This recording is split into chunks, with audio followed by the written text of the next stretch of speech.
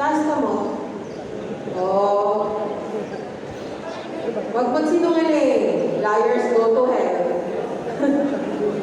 Oh, sabihin sa station, no?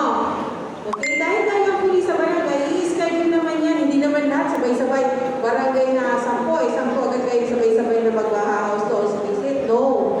So, i-schedule nyo. Kaya nga meron, sabi nga, kayo mismo yung maglalagay ng oras kung kailan kayo pumunta. Again, ang limitation na binabanggit ni Ma'am Ramos, at yun ang isang concern ng mga kababaihan. Yung confidentiality and sino yung right person to handle the case. If you are not an investigator, though you are a female police sa barangay, still, hindi mo po kailangan interviewin yung victim. Bakit po?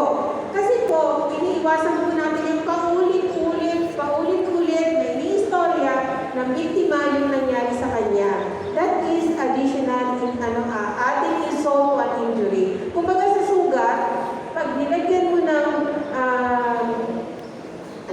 maasim, kalamansi, di ba mahapdi? Every time na ini-istorya po niya, I am not a victim. Pero dahil nga po ako naging WCPD din, every time na ini-istorya, hindi nila maiwasang lumuha. Okay? So, yun po yun.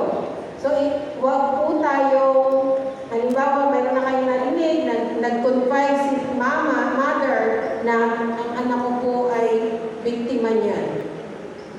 Okay? You refer it to WCPD investigator and let her handle the case. Maliwanag po? Pwede bang si Hepe ang i-informahan mo agad? I-informan mo lang si Hepe, sir. I-refer ko po yung isang client ko na si doon kay WCPD. Sasabihin mo ba, kasi po siya po ay victim na gano'n. No. Basta ni-refer mo siya. Dahil ang naman natin kasi Lucas is